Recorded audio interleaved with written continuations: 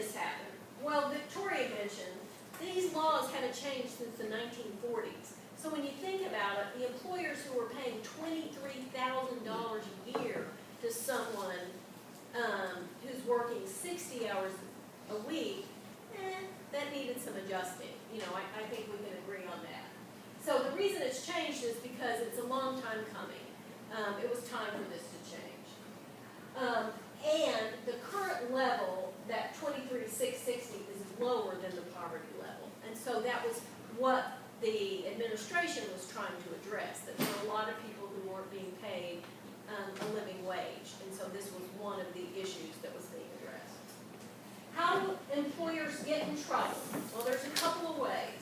Number one, if they improperly classify an employee as exempt who doesn't meet the salary, $47,476, and who doesn't have the duties under one of the exemptions. They got to get both.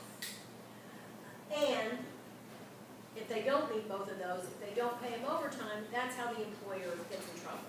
Okay? The other way an employer gets in trouble is not requiring non-exempt employees to track their work, or their time worked.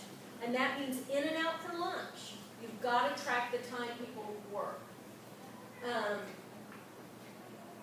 They get in trouble if they're not doing this timekeeping. So I'll tell you a horror story. I had a client, had several thousand employees, and they called every employee's salary, treated them all as exempt from overtime, paid them, you know, anywhere from $20,000 a year on maintenance workers, cafeteria workers,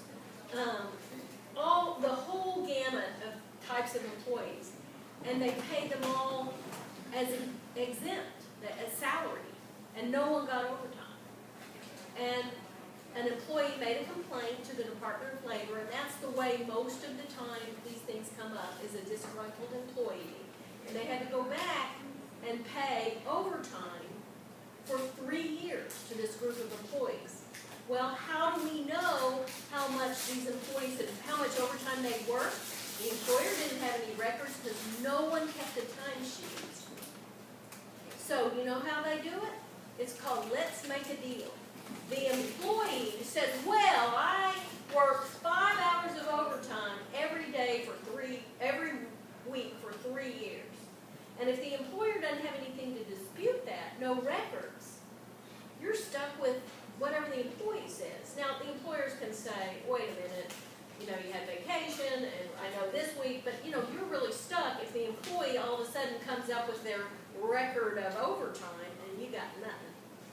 So the most important thing is non-exempt employees need to keep track of the time they work. Will they typically go back 3 years? 2 to 3 years. If they think it's willful, they go back 3. Yeah. So just to be clear on the timekeeping, we have some employees that will say they track it daily. One day they'll work at 4.25 hours. The next day it might be 8 hours. Right. Are you saying that they cannot just write 4.25 and 8? As long as they do it daily. Okay. But what some people were doing was turning in a timesheet on Friday that said 8. Right. Well, okay. it needs to be contemporaneously kept daily, and then it should be signed off on by the employee and the supervisor, so that later someone can't say something. So signed daily. No, signed week. Okay. That's fine. Okay. But it doesn't have to be specifically 10:25 to 12, whatever lunch break. It doesn't have to be, but the more detail, the better. Okay. The more, because this is your record of time work. Okay.